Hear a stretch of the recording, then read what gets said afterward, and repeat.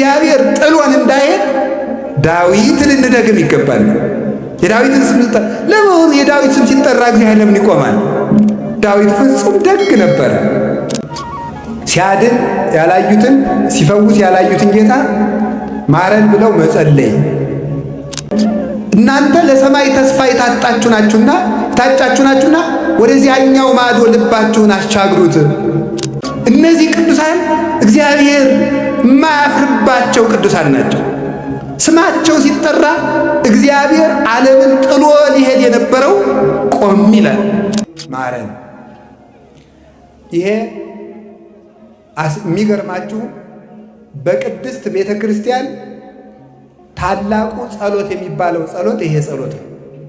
በቅድስት ቤተ ክርስቲያን በጣም ግዳጅ የሚፈጽም አጋንንትን የሚያንቀጠቅጥ ልቡናን የሚገዛ ከኃጢአት ሰንኮፍ ፈልቅቆ የሚያወጣ ጸሎት ይህ ጸሎት ነው።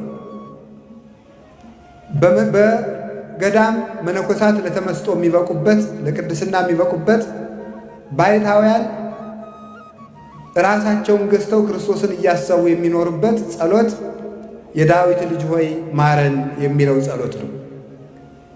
የሰው ልጅ ነፍስና ሥጋውን በተጣሉበት ጊዜ ለማስታረቅ የሚችልበት ጸሎትም ይህ ጸሎት ነው ይባላል እና በስነ መለኮት ትምህርት በተለይ ስለ ጸሎት በሚሰጥ ትምህርት ውስጥ ዋናው ጸሎት ይህ ነው። ልክ እንደ አቡነ ዘበሰማያት ታላቁ ጸሎት የዳዊት ልጅ ሆይ ማረኝ የሚለው ነው። ማረን የሚለው ይህንን ቃል የተናገሩት ሁለት ሰዎች ናቸው። ጌታችን መድኃኒታችን ኢየሱስ ክርስቶስ አንድ መቶ አለቃ ነበርና የመቶ አለቃውን ልጅ አርፋበት ያችን ካስነሳ በኋላ የታመመችውን ከፈወሰ በኋላ አልፎ ወጥቶ ሲሄድ በመንገድ ላይ ዕድሜ ዘመናቸውን ሁሉ ዓይናቸው ታውሮ የሚኖሩ ሁለት ዕውራን ነበሩ። እነዚህ ዕውራን ጌታችን መድኃኒታችን ኢየሱስ ክርስቶስ በዚያ እያለፈ እንደሆነ ሰዎች በነገሯቸው ጊዜ የዳዊት ልጅ ሆይ ማረን እያሉ ማልቀስ ጀመሩ። ጌታችን መድኃኒታችን ኢየሱስ ክርስቶስ ይሄዳል። እነሱ ደግሞ እየደጋገሙ የዳዊት ልጅ ሆይ ማረን ይላሉ። እሱ ደግሞ ይሄዳል፣ የዳዊት ልጅ ሆይ ማረን ይላሉ። ሰዎች ደግሞ ዝም በሉ ይላቸዋል። ዝም በሉ እየሄደ ስለሆነ መንገዱን አታደናቅፉ። እነዚህ ደግሞ ምንድን ናቸው ይላቸዋል። እነሱ ዝም ብለው የዳዊት ልጅ ሆይ ማረን ይላሉ። ኋላ ጌታችን መድኃኒታችን ኢየሱስ ክርስቶስ መንገድ ላይ ቆመላቸው። ደጋግመው ከመጥራታቸው የተነሳ ካለመሰልቸታቸው የተነሳ ሰዎች በሚነግሯቸው ንግግርም አፍረው ባለመመለሳቸው የተነሳ ጸንተው ስለጠሩት ባለበት ቦታ ላይ ቆሞ ቆያቸው። ቆሞ ሲቆያቸው ቤት ውስጥ እስኪገባ ድረስ ቆየ። ቤት ውስጥ ሲገባ አብረውት ገቡ። ቤት ውስጥ ከገቡ በኋላ እንዲህ የሚል ጥያቄ ጠየቃቸው። ምን እንዳደርግላችሁ ትሻላችሁ አላቸው። አቤቱ እንድናይ እንፈልጋለን፣ እንድናይ እንሻለን ብለው ጠየቁት። እርሱም ምን አላቸው? ይህንን ማድረግ እንዲቻለኝ ታምናላችሁን አላቸው። ይህንን ማድረግ እንዲቻለኝ ታምናላችሁን አላቸው። አዎን እናምናለን አሉት። ያን ጊዜ ዓይናቸውን አበራላቸው። እነዚህ ሰዎች በጣም አስደናቂ እምነት ያላቸው ሰዎች ናቸው። ሲያድን ያላዩትን ሲፈውስ ያላዩትን ጌታ ማረን ብለው መጸለይ፣ ሂዷል እየተባሉ መጸለይ፣ ሰዎች ዝም በሉ እያሏቸው መጸለይ። አራተኛ ደግሞ በጣም የሚያስደንቀው ሥጋዊ ችግራቸውን አስቀድመው ሳይጠይቁ መንፈሳዊ ችግራቸውን አስቀድመው መጠየቃቸው ነው። መንፈሳዊ ችግራቸው ምንድን ነው? ኃጢአት ነው። ዋናው ችግራቸው በጊዜው ዓይን ነበረ። ዓይን ስጠን ነበር ጸሎት መሆን የለበትም። የዳዊት ልጅ ሆይ ዓይናችን አብራልን አይደለም ያሉት። የዳዊት ልጅ ሆይ ማረን ነው ያሉት። ስትምረን ዓይናችንም ታበራዋለህ። ዓይናችን እንዲጠፋ የሆነበትን ኃጢአት መጀመሪያ ይቅርታ ስጥ፣ ይቅርታውን ከሰጠህን ፈውሱንም ትሰጠናለህ በማለት መንፈሳዊ ጥያቄያቸውን ጠየቁ። ጌታችን መድኃኒታችን ኢየሱስ ክርስቶስም መለሰላቸው፣ ይህንን ማድረግ እንዲቻለኝ ታምናላችሁን አላቸው። ለምን ይጠይቃቸዋል? ዓይንን ማረን እያሉት ምን ትፈልጋላችሁ እንድናይ?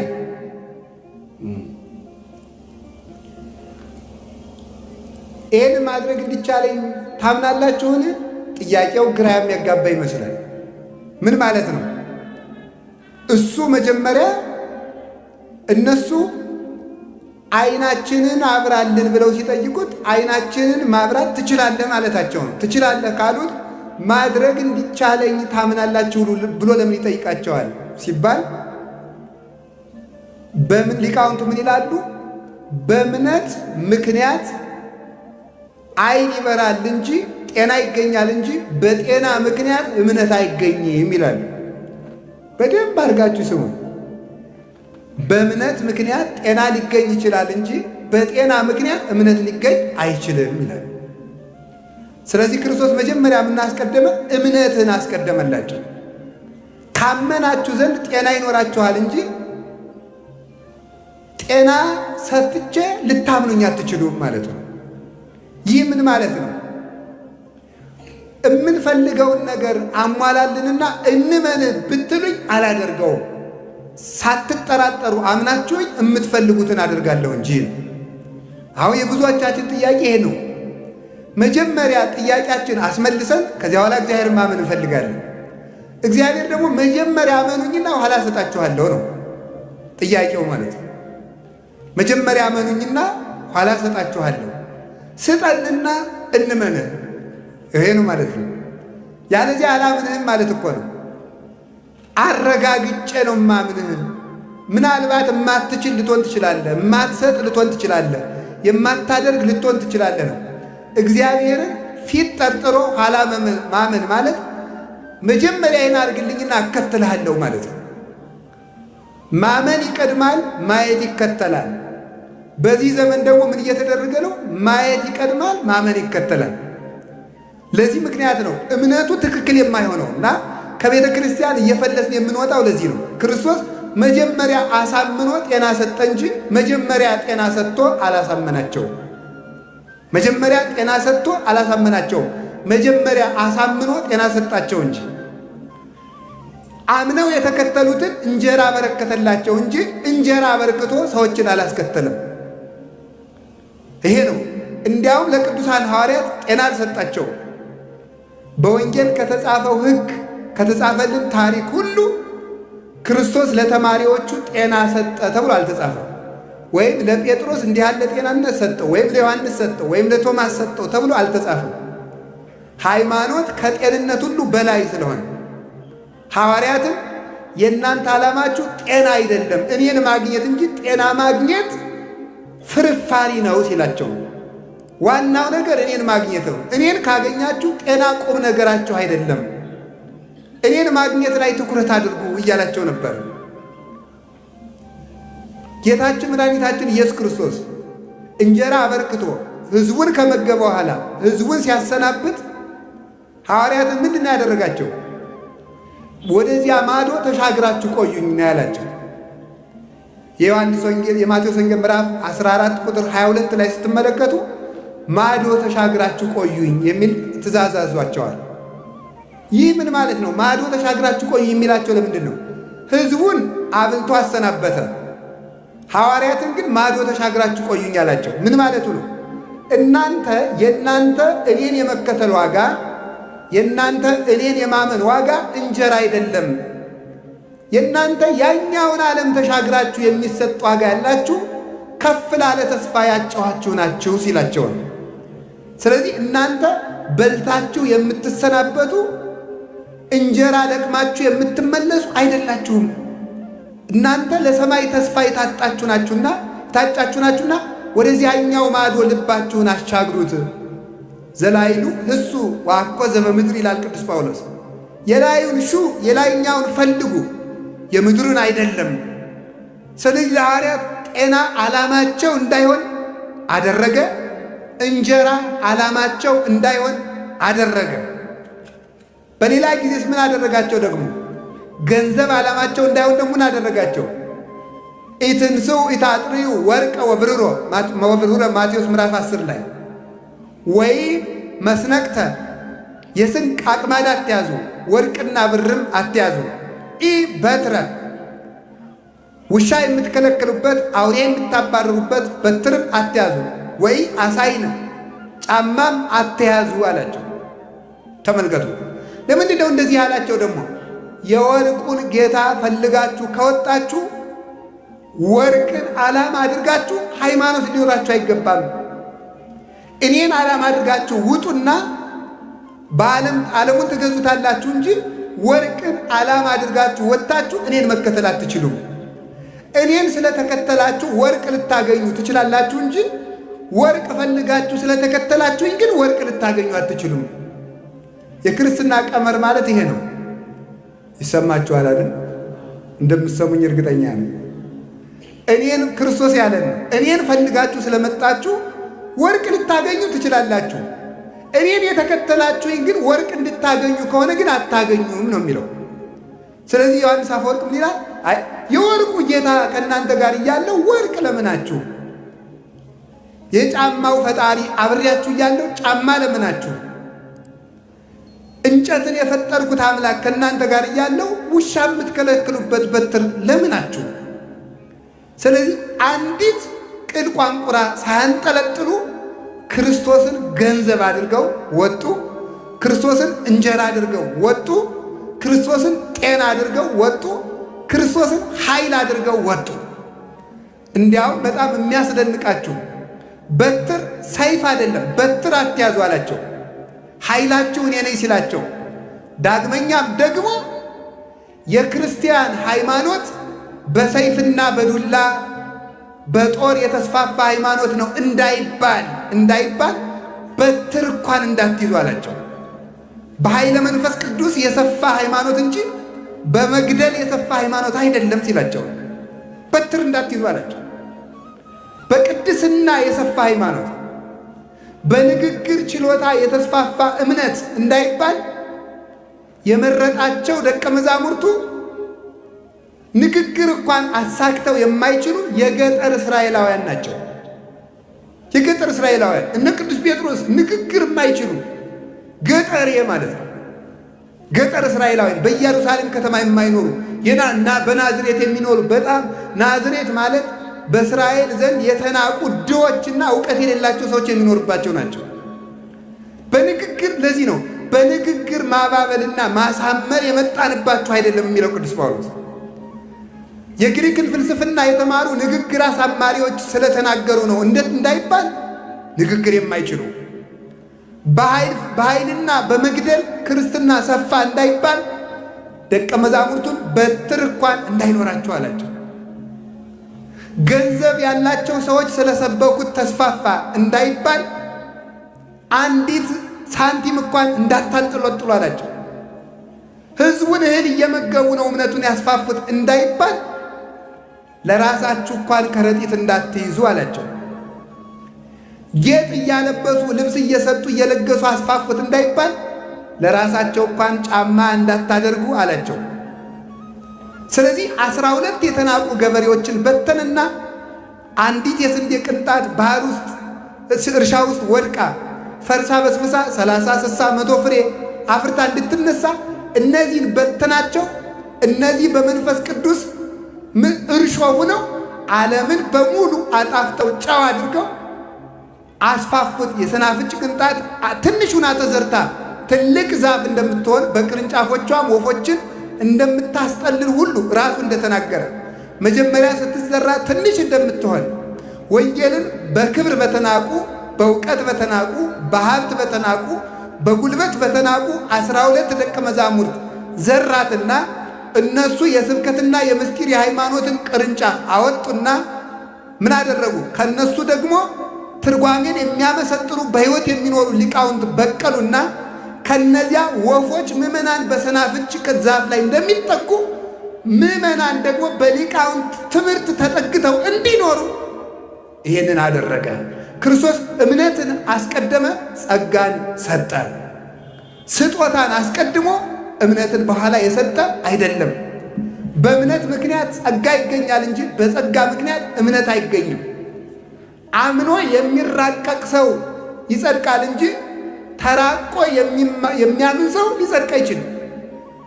አምኖ የሚማር እግዚአብሔርን ያውቀዋል እንጂ ተምሮ ሊያምን አይችልም። ሰው ምን ለማለት ይመስላችኋል? እምነት ይቀድማል ነው ለሁሉም ነገር። በተፈልስፎ ሃይማኖት አይገኝም። ሀለዎ ያስተርኢ ጽድቅ ለፍቁራኒሁ ወለእኩያነ ህሊናሰ ይትሐባ እምኔሆሙ ይላል ቅዱስ ቄርሎስ ሲናገር። ጽድቅ ለወዳጆቹ አምነው ለሚከተሉት ይገለጣል። ልባቸው ጠማማ ለሆኑ ሰዎች ግን ጽድቅ ተሰውሮባቸው ይኖራል ይላል። ለዚህ ነው እነዚህን ዕውራን ጌታችን መድኃኒታችን ኢየሱስ ክርስቶስ ይህንን ማድረግ እንዲቻለኝ ታምናላችሁን ያላቸው። ጤና አግኝቼ አሁን በዚህ ሰው እንደዚህ ነው። ምን ሆነ ነው ሲባል ጤና ይስጠኝና አምናለሁ፣ እስቲ ታምር አድርጉልኝና አምናለሁ፣ ፈውሱኝና አምናለሁ፣ እንጀራ ስጡኝና አምናለሁ፣ ጤና ስጡኝና አምናለሁ ቢል ሂድ ነው የሚል። እንጀራ ፈልገ መጣል እንጂ እኔን ፈልገ ስላልመጣ አልሰጥም ብሎ ክርስቶስ ይመልሰዋል። እንዲህ ያለን ሰው ማለት። ስለዚህ ከክርስቶስ ስለምናገኘው ነገር ሳይሆን ክርስቶስን ራሱን ፈልገን መውጣት በእምነት ሊያጸናን ይቻለዋል። እንድንጸና የቅዱሳን አምላክ በቸርነቱ ይርዳል። እነዚህን ሰዎች ጌታችን መድኃኒታችን ኢየሱስ ክርስቶስ ቁሞ የቆያቸው ስለ ሃይማኖታቸው ነው፣ ስለ ማመናቸው ነው። ሁለተኛ ደግሞ አንድ ትልቅ ቃል ጠርተዋል። እነዚህ ሰዎች ምን ይባል? የዳዊት ልጅ ሆይ። አንድ ትልቅ ሰው ጠርተዋል። እግዚአብሔር ይውላችሁ ከወዳጆቹ አንድ ትልቅ ሰው ሲጠሩ ይቆማል። ጥሎን ሊሄድ የነበረው ሊፈርድብን የነበረው ምሕረት ሊከለክለን የነበረው አንድ ትልቅ ሰው ስንጠራ እግዚአብሔር ይቆማል። የዳዊት ስም ሲጠራ እግዚአብሔር ቆመ። ወዳጁ ነዋ። የአብርሃም የይስሐቅ የያዕቆብ ስም ሲጠራ እግዚአብሔር ይቆማል። እግዚአብሔር እኮ በቅዱሳን ስም ይመካበታል ሁሉ ማለት አሁን አንድ ሰው ትልቅ ልጅ ቢኖረው በጣም ስም የሚያስጠራ ልጅ ቢኖረው ወይም መንግስት ቢሆን ያ ልጅ መንግስት ቢሆን ማለት ከመንግስት መሪዎች አንዱ ቢሆን ነው እንጂ መንግስት ህዝብ ነው አይደል? በፖለቲካ ቋንቋ መንግስት ቢሆን ለምሳሌ ወይም ከመንግስት መሪዎች አንዱ ቢሆን አባትየው ሌላ ሀገር ሄዶ ስምዖት ማን ይባላል ሲባል ማን ሊብል ይችላል? አታውቅም እንደ የጀግናው የገሌ አባት ነኝ እኮ ይላል። የራሱን አባት የራሱን ስም ጥሮ መጀመሪያ ማን ይጠራል? የዚያን ስም ይጠራል። ለምን? የዚያ የልጁ ስም የሚያኮራ ስለሆነ የማያሳፍር ስም ያለው ስለሆነ ማለት ነው። የነገሌ የተራ ሰው አባት መሰልኩ እንዴ ሲል እኮ ነው። የገሊት እናት እኮ ነኝ ልጇ ንግሥት ከሆነች አታውቅም እንዴ የነገሌ አባት እኮ ነኝ ይላል። እግዚአብሔርን ሙሴ ማን ነው ስም ብሎታል። የቀላል ሰው አምላክ መሰልኩ እንዴ ለማለት የአብርሃም የይስሐቅ የያዕቆብ አምላክ ነኝ አለው። ስሜም እግዚአብሔር ነው አለ። እነዚህ ቅዱሳን እግዚአብሔር የማያፍርባቸው ቅዱሳን ናቸው። ስማቸው ሲጠራ እግዚአብሔር ዓለምን ጥሎ ሊሄድ የነበረው ቆም ይላል። በእውኑ ለወዳጄ ለአብርሃም ሳልነግር የምሰራው ሥራ አለኝ ይላል እግዚአብሔር። ለወዳጄ ለአብርሃም ሳላማክር የዳዊትን ስም ሲጠራ እግዚአብሔር ቆም አለ። የሙሴ ስም ሲጠራ እግዚአብሔር የመዓቱን ጎዳና አቁሞታል። ሙሴ አቤት ሕዝብ በድለውኛል፣ ላጠፋቸው ነው ታው እንጂ። አሁን አያችሁ እግዚአብሔር ሰው ይመሸመግለዋል። ቸር ስለሆነ ነው። እጓለ ነው ሙሴ አቤት እስራኤልን ላጠፋ ነው። ተው አታጥፋ። ግብፃውያንም እኛ ወስዶ ደህና ዱባ የምናበላቸውን ማብላት ሲያቅተው ጊዜ በረሃ ወስዶ ፈጃቸው ብለው ያሟል። ተው እንጂ አለ ሙሴ። እድገን እንትጽዮ ሙሰ ለእሉ ጠሴ የሚል መጽሐፈ ሕይወት ከዘጻፍከኒ እነሱን ከምታጠፋስ እኔን አጥፋኛል። አሁን እግዚአብሔር ስዶ ሙሴ ፊት መገልገል ምን ይሉታል? ሊምር ፈልጎ ነው እንጂ ሄዶ ሙሴ አይዘው እግዚአብሔር አይጨብጠው ትግል አይገጥመው እንደ ጎረቤት። ተወይ ሙሴ ላጠፋ ነኝ ማለት ምን ማለት ነው? ማልደኝ ማለት እኮ ነው። እንዲሁ እኮ ይገርማል። ጠይቀኝ ልማራቸው እኮ ነው። መቆጣቱን ተቆጥቻለሁ፣ አዳመጭስ ምን አደርጋለሁ? ልማራቸው። አንተ ማልደኝ ማለት ነው። ጣዖት አምልከው ሊጠፉ የነበሩትን እንኳን በጣዖት እንኳን በሌላ ኃጢአት በጣዖት አምልኮ ሊቀሰፉ የነበሩ እስራኤላውያንን እግዚአብሔር በመዓቱ ጎዳና ሊመጣቸው የነበሩትን ከመዓቱ ጎዳና እንዲቆም ሙሴ በእግዚአብሔር ፊት ስለቆመ እግዚአብሔር ከቅዱሳን እንዲለመንልን ይሻል። እግዚአብሔር የሎጥን ሀገር ሰዶምን ሊቀጣ ሲሄድ ኦሪት ዘፍጥረት ምዕራፍ 18 እንድትመለከቱት ሲሄድ አብርሃምን አማክሮታል። ቆም ብሎ መቼስ ለአንተ አልሸሽግህ ሰዶምን ላጠፋ እየሄድኩ ነው ብሎታል። ሊሄድ ነው ብሎታል። አዲያ 50 ሰው ቢገኝ አትምርም? እምራለሁ። 40 ቢገኝ እምራለሁ። 30 ቢገኝ እምራለሁ። 10 ቢገኝ እምራለሁ። ኋላ 5 ጠፋ። ኋላ እግዚአብሔር ሄዶ አጠፋ ማለት ነው። ስለዚህ እግዚአብሔር በቅዱሳን ስም ይቆማል። ከቃሉ ጋር ናችሁ? እግዚአብሔር ከሁላችን ጋር ይሆን። አሁን እነዚህ ሰዎችም እግዚአብሔር ጥሏቸው እንዳይሄድ አንድ ትልቅ ሰው ጠርተዋል። ማን ይባላል? ዳዊት አትሉም እንዴ? ዳዊት በሉ እንጂ ድገሙ። እንደገና ድገሙ። እግዚአብሔር ጌታችን ኢየሱስ ክርስቶስ ዳዊት የሚል የዳዊት ልጅ ሆይ ሲሉት ቆመ። ጌታ ማን? መድኃኔዓለም ኢየሱስ ክርስቶስ። ሁላችንም እግዚአብሔር ጥሎን እንዳይሄድ ዳዊትን እንደግም ይገባል። የዳዊትን ስም ሲጠራ ለመሆኑ የዳዊት ስም ሲጠራ እግዚአብሔር ለምን ይቆማል? ዳዊት ፍጹም ደግ ነበረ። ክርስቶስ ለምን የዳዊት ልጅ ይባላል? ቅዱስ ዳዊት ፍጹም ሃይማኖተኛ፣ ፍጹም ደግ፣ ፍጹም ታማኝ፣ ፍጹም የፍቅር ሰው። ዳዊት ማለት ሰላማዊ ሰው ማለት ነው። ሰላማዊ ሰው ነው። ስለዚህ ክርስቶስ የዳዊት ልጅ ስለምን ይባላል? ክርስቶስ የዳዊት ልጅ የሚባለው ለምንድን ነው? ስለ ቅዱስ ዳዊት እንገራችሁ። ቅዱስ ዳዊት ከእሴይ የተወለደ ብላቴና በግ በመጠበቅ የታመነ ሰው ነበረ። ትንሽ ልጅ በግ በመጠበቅ የታመነ እንደው እግዚአብሔርም ዝም ብሎ እየሄደ እረኛ ይመርጣል። ይገርመኛል። ሙሴ በግረኛ ነበር። ቅዱስ ዳዊትም በግረኛ ነው። አብርሃም ራሱ በግ ጠባቂ ነው። ያዕቆብ በግ ጠባቂ ነው። ዮሴፍ ራሱ በግ ጠባቂ ነው። እግዚአብሔር እረኛ የሚወደው ለምንድን ይመስላችኋል? እየሄደ ዝም ብሎ በግረኛ ይመርጣል። ሰነፍ አይመረጥም። አያችሁ፣ ስራ ፈት አይመረጥም። አሁን ሰምታችሁ ታውቃላችሁ። ብዙ እንደው አይባል እንደው እንጂ አንዳንድ እንደው በቃ ቤተክርስቲያን የሚሳደቡ እንደዚያ ያሉ ሰዎች ምንድን ናቸው መሰላችሁ? ፓስተሮች ማለቴ ነው። እና እነሱ ምንድን ነው የሚሉት?